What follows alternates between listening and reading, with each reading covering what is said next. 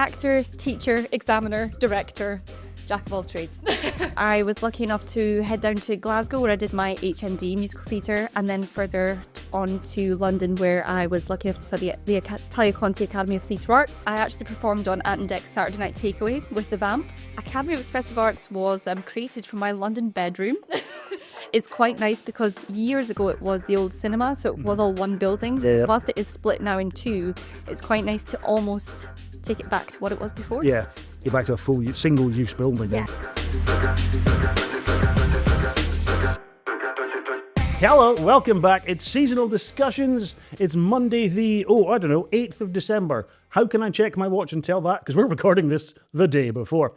Not that I'm like giving myself too much work at all. If you are new to the channel, don't forget, click like, subscribe, follow, iTunes, Spotify, YouTube, Space, NASA, wherever you're watching or listening to these, please rate and review if you would be so kind. It does a lot to support us here on the channel, but it also does a lot to support the wonderful creative individuals who come in and talk to us, like today's guest, Shanna Logan. Shanna, how are you? I'm great, thanks. How are you? I'm all right. I'm chaotic for this time on a Sunday morning, I can't lie. It's a little bit weird, but we appreciate you sharing and sparing the time to come in and talk to us, because this is...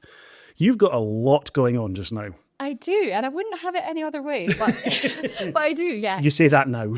I do. We got to keep our positive mental attitude, but all very exciting things happen. So before we get into sort of the crux of why we're here, give us a quick rundown on who you are, what you do, and why you think you're in here talking to us today. Sure. I am an actor. By trade, I suppose. But halfway through my kind of acting journey, I found a love of education and expanding the knowledge of young people. So kind of, bringing more of the arts to my hometown in Aberdeen. So actor, teacher, examiner, director, jack of all trades.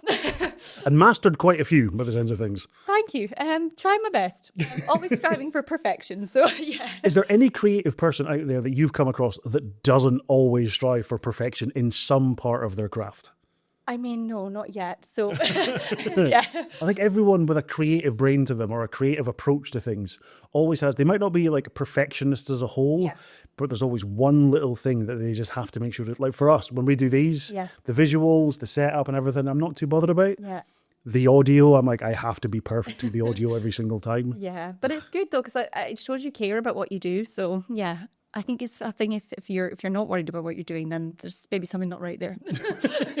So how long? What got you into the acting side of things initially? What led you to that part of your I did Amdram as a child for as long as I can remember. Part of various kind of youth groups in the city. Did all of my speech and drama qualifications and knew that it was a career in the arts of some shape or form it was going to be. So yeah, I guess when I sat down for my fifth year academic, I decided I wanted to leave in fifth year, so I sat down for my kind of academic plan moving forward and announced that I was going to audition for drama school. I'm not sure how well that was received, but by the school or by the family? By the school. No, okay. Family were crazy supportive. So yeah, I was at a very academic school, and it was not the norm for people that went there at that time.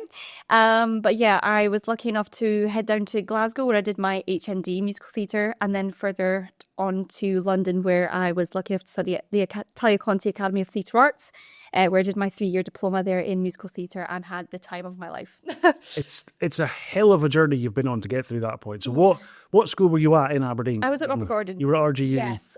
City Centre? Yeah, Robert Gordon's College, yeah. Robert Gordon's College. Yeah. So that led you from there to, did you go on to HND in Glasgow? Whereabouts in Glasgow? Yeah, I did my HNC year at Coatbridge College, and then my HND year at private college, just because it was smaller numbers and things like that. But yeah, then found my feet and took my way to the Barbican in London, shall we say. That's a big change. It must have been a big step as well. Coming from, I mean, Aberdeen is, everyone goes on about Aberdeen's just a big village. Yeah. It is at the end of the day. Yeah. Going to Glasgow is a step in and of itself, but then going from Glasgow to London, Yeah. especially at a young age. Yeah. Because you'll have been, how old would you have been when you moved down to London? Oh gosh, I was 19 when I started my course. See, that's still a young age to get into London as an area, because London is a completely different animal to Scotland, isn't it? Yeah. How did you find the adjustment coming from Scotland down to London? To be honest, because I was studying, I didn't really have much time to think about it. It was just kind of get up, study, work, get home and sleep.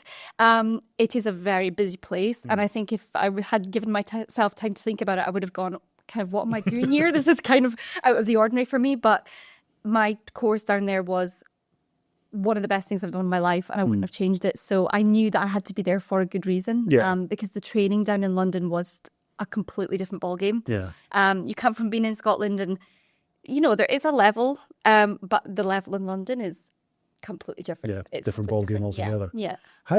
How difficult was it for you on a personal side then from going to so you had the distraction of study and stuff, but obviously it's a lot of distance away from a supportive family back home, Yeah. friends who you've made back here, probably friends who you've made in Glasgow during your time studying there as well. How did you find the adjustment on a personal side of things? I don't mean the study bit. I was really lucky. I mean, I made good friends in the course quite quickly. I am a mummy's girl, so I was phoning my mum a lot of the time. But it was quite nice because family were always kind of checking in and wanted to know how I was getting on. So it was so good to have that kind of support mechanism back home as well. I also came home at holidays and things like that. Yeah. So Christmas was never missed, always home. So it was kind of good. I had the best of both worlds, so I was really lucky. Lucky enough to. Did the family come down and visit you down there a bit as well? Yeah, we made the most of loads of theatres and trips. I think I've taken between friends and family over my years there, I think I've taken people to see Wicked 17 times. Shameless. Nothing wrong with that. Yeah. Have you seen the live action ones now? I have not seen the live action. I'm You're not the too only scared one. because Wicked is my all-time favourite, and I'm thinking I'm in love with the stage show, so I'll just keep my love strong with that. While you were studying down there, did you get a chance to perform at any of the venues down there as well? Was there any sort of tick-off things where you went, I'm glad I did this? Yeah, I was really lucky in my third year. I actually performed on Ant and Dec's Saturday Night Takeaway with the Vamps. So yeah, we were part of the live Saturday night show. That was completely different because everything I'd been used to up until that point was musical theatre, so singing, acting and dancing in a theatre. So being in, this live audience, but in a different way to the theatre was really cool. I really enjoyed it. Do you feel a difference in the pressure of performing live in a TV audience as opposed to a stage? I guess I'd been in TV audience before and you kind of see the cameras, but when you're then on stage, you're going, oh, there's one there. And it was different. And yeah, we only learnt the routine actually on the morning of the show.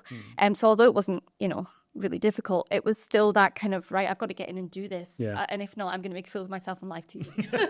I mean, if Ant and Dec can do it on a regular weekly basis, I wouldn't worry too much about it. They make a fool of themselves regardless of whether or not it's planned or professional. How long did you stay in London after the course was finished then, or did you come straight back up here? How did the path look after London?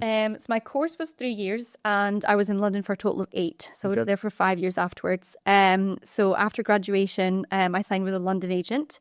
And at that point, most of the auditions were, they were in the room, but it started to kind of move to self-tape auditions. So you actually weren't being seen in the room, first of all. So I did stay down there for 5 years after.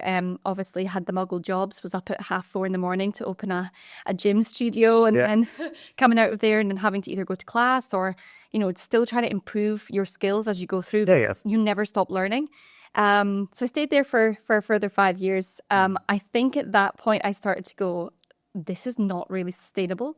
And throughout my course, I'd had the opportunity to kind of assist with the youth classes at Conti's and teach children. And I think it was at that point that I was like, this is not just about singing and dancing on the stage for me. This is so much more, which I think has now taken me to different paths in life. Led you off on a variety of different routes. So what was it? Did you come straight back up to Aberdeen from London then, or was there another passive route on the way back up?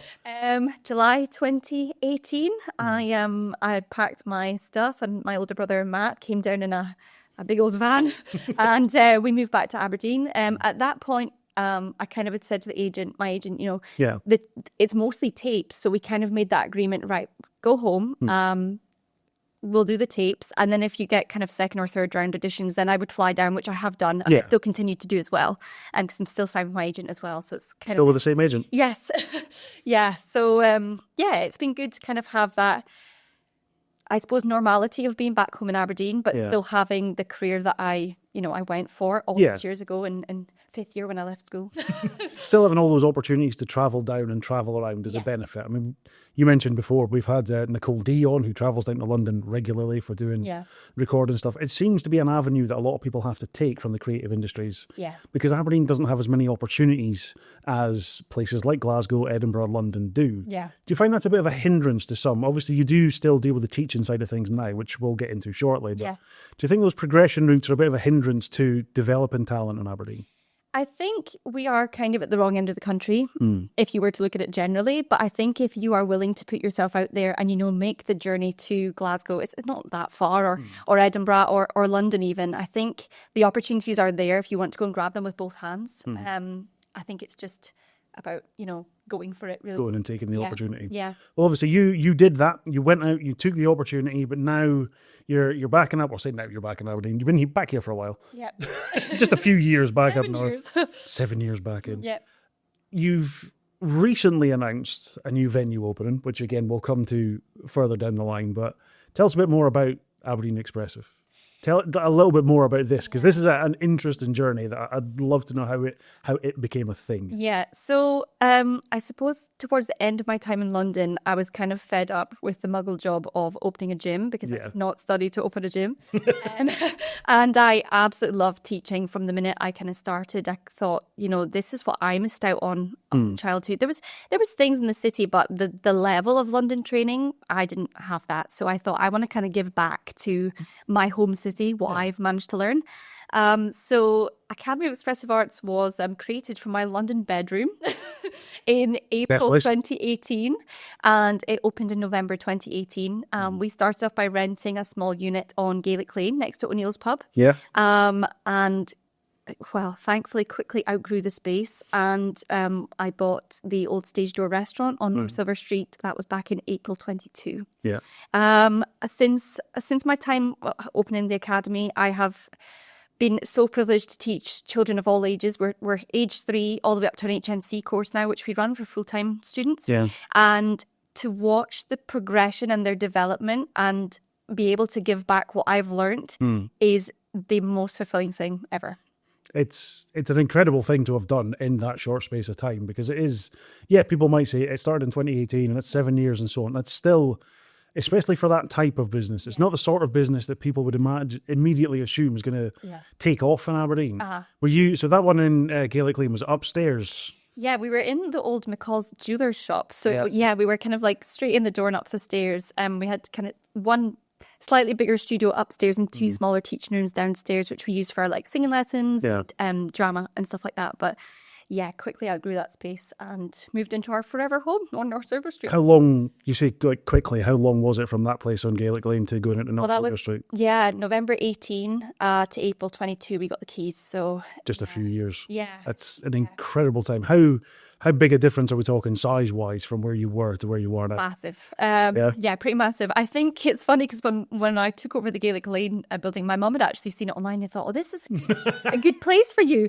And it was a good place. But I think now looking back on it, we were, the size, we quickly outgrew it. It was quite small. And our studio now we have, it's lovely and spacious. So massive. Yes, it's good. How busy how many people will you imagine that you are teaching throughout on an average year? We have an HNC full-time course now, but we just did a full school sharing for all of our children that come to training classes, and we had a sharing of 135 children, and that's just our training classes. So on top of that, we have the HNC, and we have 3 production casts as well. So I would say we're probably close to 200, maybe 220. It's a lot of people to come through. How big's the team that works through it now? How many people have you got working? I more or less live there. So there's myself. I have my kind of 2 musos, should I say, that help me, Ben and George.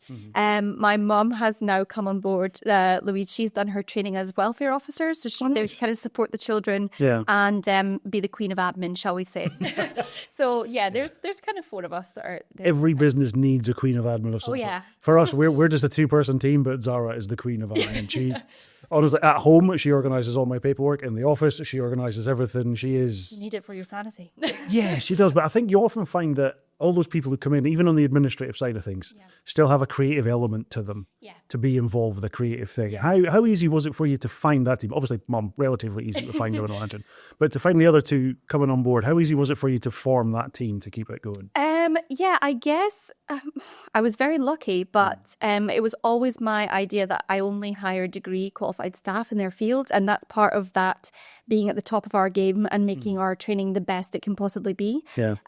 So I was kind of lucky because it was through a mutual friend that kind of introduced me to Ben and George, and yeah, now we are a lovely team, which is really nice. How So long have they been on board for? Ben has been with us since, oh gosh, end of 21, I think. Yeah. And George was with us a bit before that, took a wee bit, time away from teaching, and now he's back as well. So yes, they've kind of stayed with me for a long time, which is nice. What other sort of things do you offer at the Academy then? Obviously, you've mentioned the HNC. Give the viewers or the listeners a little bit more info on what it is that you actually offer for Yeah. people. So we offer training in musical theatre, so that's acting, singing, and dance. I am a level 2 still qualified singing coach, so that kind of deals with the mechanics of the voice and actually how to sing properly for longevity of your singing career. Yep. So we teach anything from age 3 all the way up, like I say, to our full-time course. And on top of that, we have showcasts as well, where we produce 3 musicals a year. All from different ages. That starts from primary 2 all the way up to S6 in their different age groups. Do you tend to put the shows on at your own place, or where do you go So for productions? our Wednesday cast, they're our youngest people. They start from P2, and they do their show in-house because it gives them that experience of actually how to perform in a show without kind of the daunting, kind of feel of the theatre. And at the moment, our other 2 casts, we've been using the Arts Centre, so we've done our productions in there. Arts Centre's a gorgeous building. Yeah, it is. The Save the Arts Centre campaign has been going on. I know Michael Silva from Farsight's put a lot into it. Yes. It is such a worthwhile thing. And please, if anyone out there watching this doesn't know anything about it, please go and search. Please go and look up Save the Things, Saving the Arts Centre, the Belmont Cinema, all of these creative outlets in Aberdeen that, again, just need a bit of support and a little bit of guidance. Yeah, I was actually taught by Annie Ingalls at the Arts Centre when I was very young. So that place has a big place in my heart as well. I've only been involved in one production thing at the Arts Centre. It was a BBC Radio 4 production that was put on, where they did a live recording of I forget which show it was, but we were backstage helping as part of like an educational thing with the BBC. That's cool. But just the venue itself is so nice. Yeah, yeah. It's just a beautiful little spot, and it's ideally situated where it is. Love the Arts Centre. They've done so much with even young adults with learning disabilities and stuff, the groups that they put on in there. Yeah, absolutely. It's just such a good thing to be involved with. Yeah. Have you done any work with the Save the Arts Centre side as well? Yeah, we were asked to do a bit of video interviews to help with the Save the Arts Centre. So yeah, we've been using the Arts Centre since 2022 for our shows. So we go there at least twice a year with the musicals. So Was Michael recording those interviews? Mike was recording, yeah. Yes, that is a man who is. We talk about people who are perfectionists a little bit in what they do.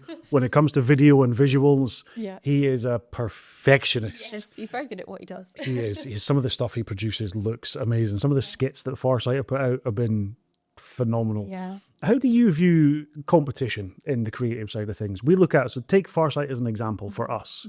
We don't look at businesses as competition. Yeah. For us, everything's about collaboration. Yeah. Do you find the same with other sort of like dance studios, educational facilities and stuff in Aberdeen, or is there still that kind of gatekeeping by some of the more established side of things? I guess everybody has a business that they, it's their baby and that's what they want to look after. Yeah. From my side of things, this is kind of why Encore has come about, because I'm trying to provide opportunities for different groups. I mean, yes, it'll be AEA's theatre, I guess. Yeah. But it's going to be for use for all creatives in the city. I know Aberdeen can be a fishbowl sometimes, but I think if everybody kind of just clubs together and works together, like all of our shows would be busier with the audiences. And it's nice to feel supported by other groups in the city. Yeah. So I don't know. I personally, I'm like, let's all collaborate together. That's important. That's what I love. Did you get along to the new Aberdeen Creative event that was put on recently? No. It's that in itself seems like another thing to get behind to try and support creatives in Aberdeen. Yeah. There's also, shameless plug, Aberdeen Animate's coming up. If any animators out there still want to submit their work, there'll be links down below. That's another thing that was actually launched by Zara and Alex from through us, where it's just a chance to showcase animation. So fingers crossed that'll happen. There'll be a nice big event going on in April at the Blue Lamp. I have no idea what time it's at. I won't be going because it's a pub venue. Keep me away from alcohol as much as humanly possible. So obviously you've mentioned there Encore is now a thing. Yeah. And it's kind of what brought you to our attention originally. We were aware of the Academy, but not a lot of what was going on with it. And you, like you says, you've bought the venue on North Silver Street, and now you've given yourself another headache by taking on another one. But this seems to be a headache that One's you've not been. enough. It seems like the kind of headache that you've looked for, you've welcomed, you wanted to go and do. Yeah. How did that come about? So I guess when I took over North Silver Street, I always kind of had an interest in downstairs because our studio currently is right above. Yeah. It's like two L shapes back to back. But I suppose taking on North Silver Street was a task in itself. It required a lot of renovation. Yeah. Huge thanks to my older brother, Matt, because without him, oh my goodness, and my mum and my younger brother, Andy, I think I would still be renovating that place. But yeah, I kind of always had this keen interest to have a theatre, but it was kind of something I just put in the back of my mind. They had a tenant move in, I think last year. Yeah. He was quite disruptive and we had quite a few issues. It's not the kind of space where two businesses can be playing loud music, shall we say, just because of the acoustics of the building. So yeah, it was just when I was kind of speaking with the owners about issues that we'd had, there was the question of, well, why don't you take it on? Okay. Okay, sure. And Thanks. it kind of all just came from there, really. It's too good an opportunity to pass up. Yeah. It's quite nice because years ago it was the old cinema, so it was all one building. So whilst it is split now in two, it's quite nice to almost take it back to what it was before. Yeah. You're back to a full single-use building almost, or at least a single ownership building. Nearly, yeah. What was in North Silver Street before you went into it? Before I went into it, it was Engage Gaming. Engage Gaming, that's what it was. But years ago it had been the Stage Door Stage Door Restaurant. So I remember going in, I used to work in social care before this, and one of the guys I used to work with loved going into Engage Gaming. Okay, yeah. So I know kind of like the rough layout of the building and what it was like. Yeah. And it's just, as soon as you mentioned like the other rooms, I'm like, no, hang on a minute. I remember how big that main room was when you walked in. Yeah, it's crazy. And we laugh every time, but because there were so many computers and equipment, all the plugs up the wall. Yeah. You never see so many plugs in your life. I would have been like 70% of the renovation is just getting these sockets off the wall, please. Oh, what can we plug into all of these plugs? Yeah. Did you lose a lot of them? Have you got rid of a We lot? kept them all. Kept them all. It's great for hoovering. It's perfect. Never too far away from a plug socket. About 4 different Henrys just going all at the same time. Exactly. Isn't amazing? Like the acoustics in that room must be pretty special. Phenomenal. It's so nice when the kids are in rehearsing. Ben plays everything on acoustic guitar, and just the sound is just, oh my goodness, it's crazy. Yeah. So obviously you've mentioned there is an opportunity for other creatives and stuff to come in and use this space. What kind of vision do you have for what the space is going to offer, not just to your own students and your own clientele, as it were, but to other people? What do you envision for it? I think the nightclub scene is kind of gone. So my vision is a family-friendly, family-orientated space where we're going to have an eclectic, list of things going on. So we want to obviously focus on theatre, comedy, plays, musicals, and music, but of all different genres. So we're looking at kind of jazz and blues, as well as like your Scottish traditional as well, bringing that back. I think for me, it's so important that people are able to go to the theatre. So it's all about kind of, parents being able to go with the kids and not needing a babysitter, or children being able to come and actually parents being able to afford the whole family, rather than, oh, well, you can come, but you're going to have to stay at home, because theatre nowadays all over the country is really expensive. So that for me is kind of having this nice community space where people can come and, be entertained. Accessibility is a massive thing for getting into creatives these days. It's one of the reasons we started, is we want to provide an opportunity for people coming out of college, not sure about full-time education in university, or not sure where they want to go, providing opportunities to come, sit, record, chat, podcast, edit, work on stuff, do whatever they want. It's not a big office, but we have space where people can come in and record stuff. We've even soundproofed the other corner where we start, so if people want to come and do voiceover work, they can record in the corner. We're going to get a little actual booth set up in that corner where people can come and do stuff. How is it just the one room that the forum's got then, or have you got different spaces that you can utilize for? So we have a pretty huge auditorium. We're hoping that we're going to have 150 seats, which is really nice. It has the bar at the back, so we're keeping that, but we're kind of going to split the bar.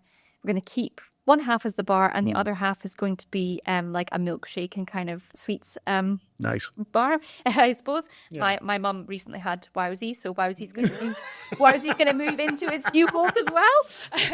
Mum's already found tenants to come in and use the space and take over everything. Exactly.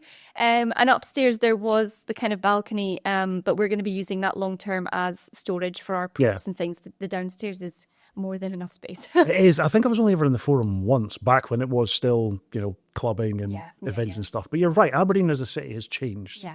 It used to be so student friendly, and it was either oil and gas for work or nightclubs and stuff because students were coming and going out of Aberdeen all the time. But it's changing. Yeah. Have you found a shift in sort of the approach of parents bringing kids along to these things over the years? I guess I think parents are maybe able to see that what we're offering is fantastic training, but we have so many children that come to us for different reasons. I mean, we've got children that come just to make friends, children that come to build confidence, and then also students that come who want to take it further in life as well. So I think for me it's really nice just to see their own personal journeys and where they end up at where they started. One of the first things we're going to do in Encore is Six, the musical. And that's actually going to use 6 of my super talented teens. They're kind of like between 15 to 18. And they've been with me since day .1. And to see their journey so far is crazy. I mean, the vocals on these girls you would not believe. But it's really nice to see how far they've come so far, and and what's going to happen next in the future. So I think that's really exciting. It's an interesting part of the journey through the teaching side of things. You get a lot of satisfaction from seeing people achieve while they're with you. But it's seeing that achievement build again after they've moved on. Do you stay in contact with a lot of folks who have, or do others, I suppose, still stay in contact with the Academy as a whole after they've moved on? Absolutely. I mean, it is a family-run business, as you know. Without my mum, my brothers, I'd be nowhere. So it's family-run, and I think we've got that family feel as well. So the children feel like they're instantly, part of Team AEA, and it's got that nice... that vibe running through the whole building. So that's really important for me as well. A solid blend of, this is a family that's done it, but the family continues to grow as more people come through it. Yeah, exactly. It's a fantastic thing that you're doing. There's no getting away from the success that you've managed to build for yourself. Thank you. Yes, with the family backing, but for you yourself to start your journey in Aberdeen, to then move to a bigger city in Glasgow, to then move to the biggest city and go into London, and to bring your own experience and your own trials and tribulations that you'll have went through it, but everything that you've learned from that to bring back in here and impart onto the next generation of creatives is phenomenal. Thank you. So you deserve a massive bit of backing and credit for all the work that you've done so far. But that's the business side. That's the business. What about you as a person? You've got a lot going on. What do you do in the downtime? What's your way of just going, the work's done for a day, the work's done for a week. How do you relax afterwards? Can you relax afterwards? I am a workaholic. Okay. But the thing is, I wouldn't be if I didn't love what I was doing. Some days you kind of are like, oh, I've got this to do, that to do, this to do. But it sometimes, a lot of the time, doesn't feel like work. So I think what's been nice for me is, yes, I've trained in musical theatre, but my work now, I mean, between AEA, where I'm teaching, Encore, where it's going to be kind of producing and directing more of. I also am linked with Coulter Hamilton Ray Agency, where I'm junior agent and young performers agent, because we have a tie up there with AEA. And I examine for stage school exams by Rock School as well. So I think for me, it's been so great to see, like I said before, it's not all about singing, dancing on the stage. Because on top of that, now I still keep going for adverts and things like that, still doing radio and commercials. So it's so good for me to be actually using my training in so many different avenues. A lot of things going on all at once. I don't know how you manage it. Does your brain never stop? No. Again, I think this is a creative thing again. The brain never stops with ideas. No, and who needs sleep anyway? It's fine. I don't know. My dog, apparently. Beyond the dog.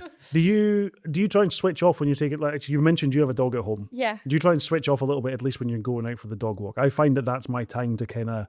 I try not to take my phone with me on a dog walk if I can help it. I mean, we've got a little dog. You mentioned yours is a littler dog as well. I don't know how long the dog walk needs to be.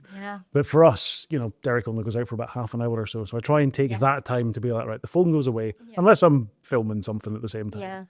Try and take that little bit of breathing space. Do you try and do something similar at least? Yeah, I think it's quite nice. I mean, I when I can, it's nice for me to also, go to dance class and learn a dance that I actually haven't choreographed myself. It's nice to keep the creative brain. I suppose my brain never really relaxes, but for me, it's always a creative thing, and it's nice to kind of keep that going, but in different ways. Yeah.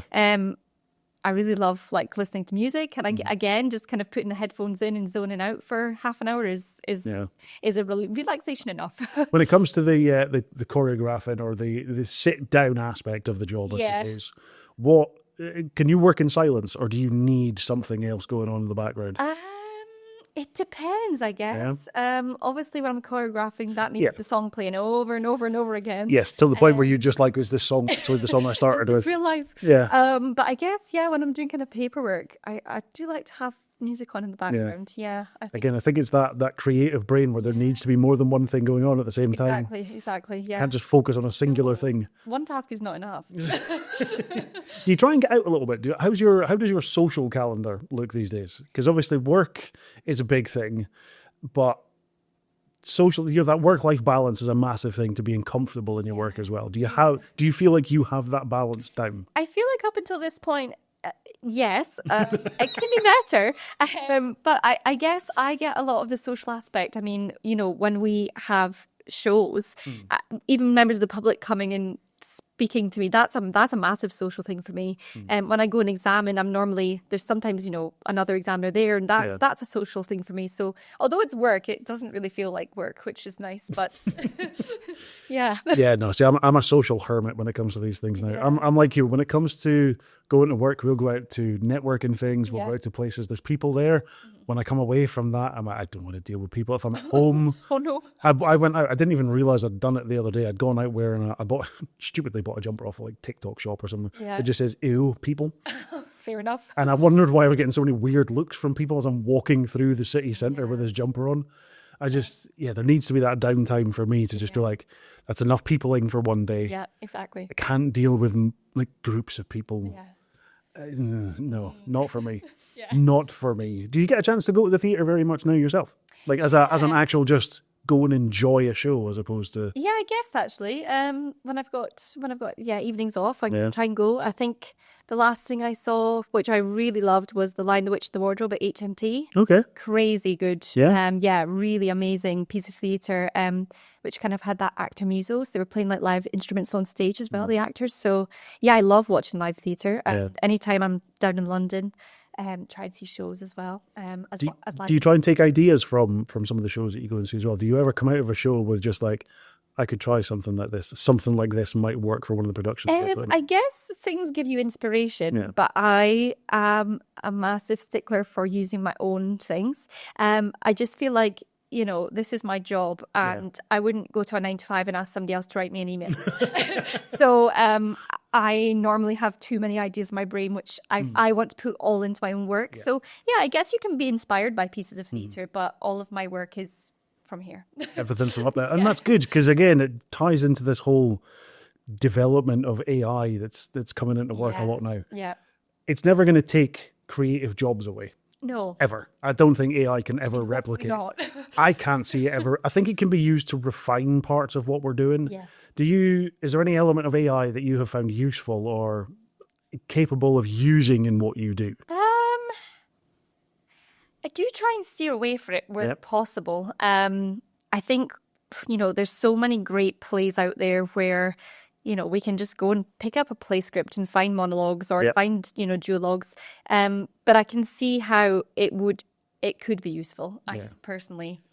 We're the same. Yeah. We're not. Try to steer away. We're not proponent. I mean, Zara's a digital artist. Yeah. And an animator. My son's a digital artist. Yeah. I'm an audio person. We see videos and audio and everything that goes out that is blatantly AI generated. Yeah. The new Coca-Cola Christmas advert. Yeah, let's not talk about Every time it comes up on TV, you'll get, and I'm not going to, it's a generic hand gesture that's done to tell everyone. The two of us just do the same thing every time. As soon as the advert comes on, it's the hand goes up until the advert's finished. That's it, yeah. And then we move on to something else. There's far too much reliance on AI coming out now. Yeah. I think using it to refine things, that we'll do LinkedIn posts or something. Yeah. But we'll write out an entire thing, but then be like, can you just professionalize this for it? Because I'm not a professional person. Or sometimes, by the time you've written 10 emails, you're like, can you just actually check I've written real in English here? That's fair enough. Or even to summarize things. We had a new tenancy agreement on our property, and I went, I can't, my brain won't allow me to read all of this and retain all the information, run it through a thing. Can you just summarize the key points for me as a tenant? Tell me what I need to know. Exactly. How much am I paying? How often am I paying it? And what will get me in legal trouble? Yeah. Beyond that, yes, I don't think AI is going to take over creative things, which is good. Yeah, fantastic news. Exactly. Thank God. Yeah. So that's one element that won't be added to the family. Yeah. Do you see the family growing a little bit in terms of staffing and stuff now that you've added in this extra bit with Encore? Yeah, I guess so. It is a long-term project. Yeah. So I guess as it expands and things, it's quite nice for me because there's a few students who are getting to that kind of 17, 18-year-old and going, yeah, I actually want to do this as a career, but again, in different pathways. I've got one student who is phenomenal at lighting and sound. Yeah. Honestly, I would never hire a techie like that. He's just my go-to techie. I'll put my application away for the sentence. Yeah, exactly.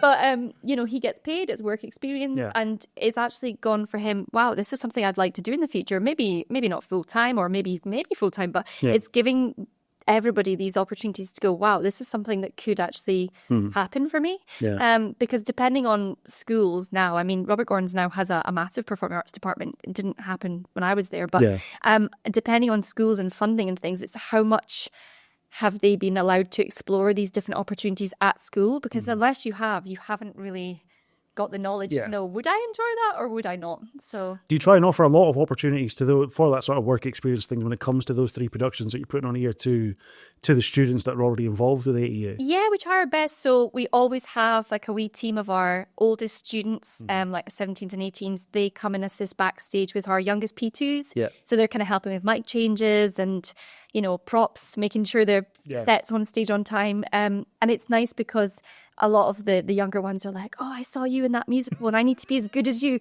But it's really nice because there's that kind of camaraderie all together, being that team that we are. So it's a really... It's that expansion of the family. Yeah. Like you say, it's that constant inclusion. It's almost like a mentorship. The older ones who've been there for long enough are now going, let's guide these other people through now and see how they're going with it.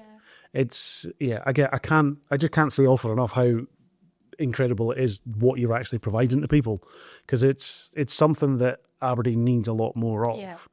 What do you see as things that are required for creative industries in Aberdeen? What do you think Aberdeen needs more? Because I think we've found there's a lot done to develop creative talent in Aberdeen, but there's not a lot done to retain that creative talent in Aberdeen. Yeah. I say there's opportunities, they are out there if people are willing to travel for them. Yeah. Do you think we need to do more to create opportunities like that in the creative sector in Aberdeen? Yeah, I think this is, where I'm coming from with Encore. I mean, there are so many groups in the city with talent. There's talent on the streets. Yeah. An idea that we have as well is that we want to do a buskers evening where actually the buskers come and they get to have a nice cozy space where they can perform to an audience. I think as well, there's a lot of creatives who maybe wouldn't be able to hire a theatre where they're not going to sell out. Yeah. But with 150 seats, they're more likely to have a packed house and actually having people appreciate the work that they're doing. So it's providing that outlet for all types of creativity in Aberdeen. It's nice to think that, something as big as a 150-seater space can still be classed as an intimate performance. Yeah, yeah. And I think those intimate spaces for people to do, I mean, if you were letting buskers in, I'm pretty sure Jacob Targo would probably be one of the first people to come in and go, We've got a list of who we're going to ask. just don't let him dress up as Batman when he comes in. I think that would be enough to put people off coming back going, this isn't the Batman I remember.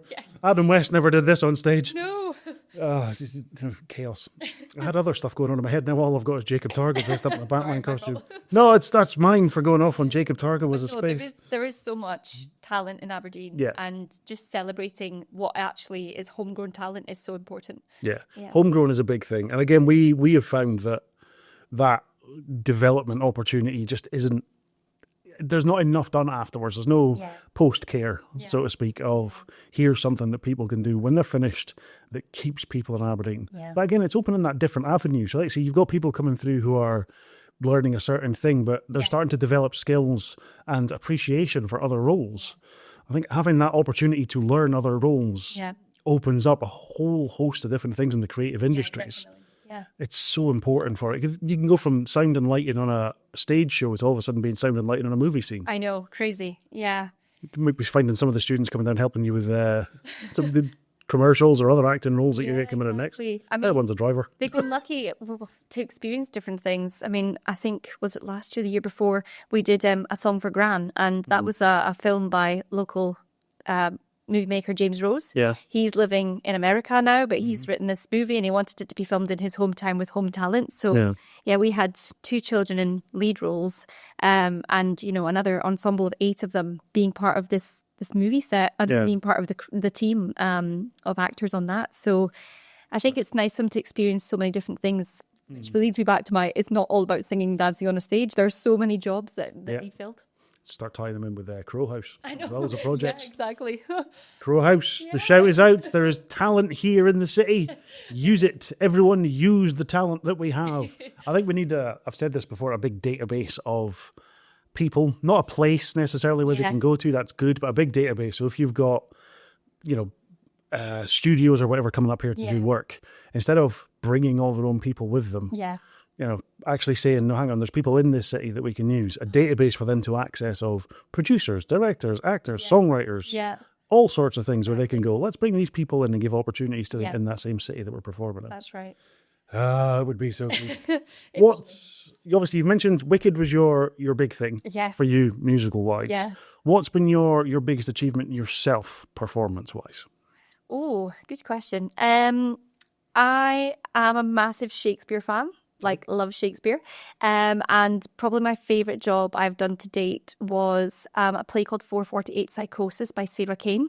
It's written with a similar kind of style to Shakespeare, so the words are beautifully written. Yeah. But it's a play all about mental health. Okay. So I performed that at Barons Court Theatre off West End in London. There was just a cast of 8 of us, all female, and just to be able to tell Sarah Kane's story, and mental health obviously is huge.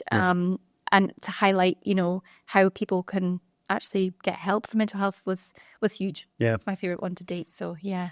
Favourite venue that you've performed at so far? Oh, gosh.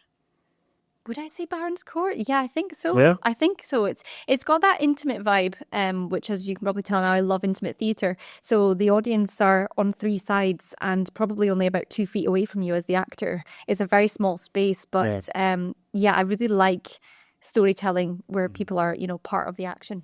I think having that intimate setting makes such a difference to so many things because it's like you said, people. Yeah. The closer people are to what's going on, the more connected they feel to it, the more engaged they feel with a performance. Yeah. It's something that just is a big deal for people connecting with people, as we always say. It's people will be engaged. Yes, they might turn up to a performance or a show of some sort because they saw the name outside, but they'll go back and see it more than once because of the performances that they engaged with on the stage. That's right, yeah. It's like might be a case of, I love Wicked, but you go along and someone's playing Elphaba on stage and you think, I didn't appreciate that performance. You might not go back and see that performance of Wicked again. Exactly, yeah. It's all, I guess, people's preferences. Really. Exactly. Any dream venues on the list? Any sort of bucket list things that you want to tick off at some point to go, I want to perform there? I want to perform there. Oh, I don't know. I guess I'm steering away from theatre contracts now, just with having AEA and Fairport now. I can't really do anything much more than a couple of days. So I would say, rather than a dream venue, I'd say I would like to do some more voiceover work for. I'd like to do a voiceover for Disney. That's what I'd like to do. I'd like to voice a Disney animated character. That would be awesome. Well, if you need anywhere to record lines, we'll make use of the space. This thing, we're offering it up. If at any point any of your students or anything need a space for recording stuff, we are more than happy to let people come in. We let Nez Call students come in and use this space for free if they need to. It's just an open opportunity for people to come in and use it. What's, obviously, with Encore coming up, what's next for you then? What's this year's coming to an end? You're not going to slow down and settle down before the end of this year, I'd imagine. You might take Christmas Day off, maybe? Yeah, maybe enjoy some turkey and a wee nap, and then that'll be us back to business on Boxing Day. Back into it again. What's the rest? Well, what's 2026 looking like for you? What's going to happen in 2026? We are already booked up for a lot of shows. So we're going to have 6 at the end of January. That's going to be the first big thing, of course. So a long-term project with renovation, but we're going to have to open it in some shape or form to make it look beautiful. We then have let me think. We Will Rock You at Aberdeen Arts Centre at the end of April, start of May. We have Charlie and the Chocolate Factory at the start of June at Aberdeen Arts Centre. In-house, we've got Madagascar Junior end of June. Our HNCs are doing Little Shop of Horrors in May in Encore. And then we're heading back to Edinburgh Fringe again this year. We did it last year for the first time and absolutely loved the experience. So we're going back there in the summertime with Dare to Dream Junior with our younger students, and our HNCs are doing Shakespeare's Dead Dames play. So it's going to be a very, very busy 2026, but I'm so here for it. So yeah. That must have been some experience to get your first, because that was your first show that you put on at the Edinburgh Fringe, wasn't it? My first Fringe show that I directed. That must have been pretty awesome. Really? For someone in Scotland being a part of a creative industry, to be part of the Fringe Festival is huge. Yeah, it's massive. And the vibe, the experience of the whole Fringe, the whole Fringe experience was just incredible. The kids had an absolute ball. Yeah. Performing to people from all over the world, like, where else do you get that opportunity, We love the Fringe. We'll be doing that for a long time, hopefully. Yeah. So. As someone who lived in Edinburgh for a short time, that short time was during the Fringe Festival. I must admit, living there at the time was mad. I can't imagine that would have been much fun. Oh, that was chaos. That absolute chaos. We lived in Leith as well, so it was just like really close to the city centre for jeepers. Yeah. It's a different kind of experience, the Fringe. It is something special that goes on down there. Yeah. I'm not a massive fan of the Christmas market in Edinburgh because of how busy it gets. Yeah. But the Fringe is just a whole different ballgame for a creative side of it. Between all of the shows and all of the street performances and, everybody walking about in their costumes, it's just a really good laugh and such an experience. I think our youngest one at the Fringe this year was 8 years old. How many performances did they actually put on? We did 5 this year. So, 2 mornings and 3 afternoons. It was a nice run over 3 days. Which was good. Looking for the same length of time again then for 2026? We're booking kind of obviously a longer booking. So our Dare to Dream will start us off, and then Shakespeare's Dead Dames will finish off the run. But we're looking for about 5 and 3 shows, I think. So fingers crossed. It's going to be a busy one. Where can people find out more about the events and stuff that AEA are putting on then throughout 2026? Yeah, we're all on socials. So Instagram, Facebook, Academy of Expressive Arts, or Encore Aberdeen, and on our website as well, academyofexpressivearts.com. Can people get tickets to come along to these shows? Yes, we're having a massive notice board installed this Friday, actually, with all the posters of upcoming things at Encore, and there'll be QR codes on there as well that they can scan and purchase tickets for. Excellent. Yeah. And in regards to enrolling on things like the HNC and stuff, is there information on how people can do that through the websites as well? Everything's on the website, or people can email me, Shanna at academyofexpressivearts.com. We want to work with people to make sure they're getting the very best training. So. Yeah. Have you got is there fully booked up for your next HNC already, do you reckon? Is there still some space? We're starting to kind of promote it now for next year. So with something else very exciting coming in the pipeline too, which I can't talk about yet. That's fine. Lots of exciting things happening, and a lot going on. So keep your eyes on the socials, find the thing find the things, look down below in the description of this video, they'll be down on there. Shanna, what you are doing with the Academy, I've said it multiple times, is phenomenal. Encore, I have no doubt, is going to be a big success. I am going to have to come down at some point over the next week to have a look at these spaces as well, absolutely. If you'll have me in, because we want to use our platform to showcase creativity in Aberdeen. Yeah. That's the big thing that we believe in pushing and celebrating. So I can't thank you enough for giving this kind of opportunity to the youth of Aberdeen, because it's fully deserved. Thank you. And anything we can do to help out with it, our door is always open. Also, if anyone does email Shanna, be sure to check your emails properly when she replies.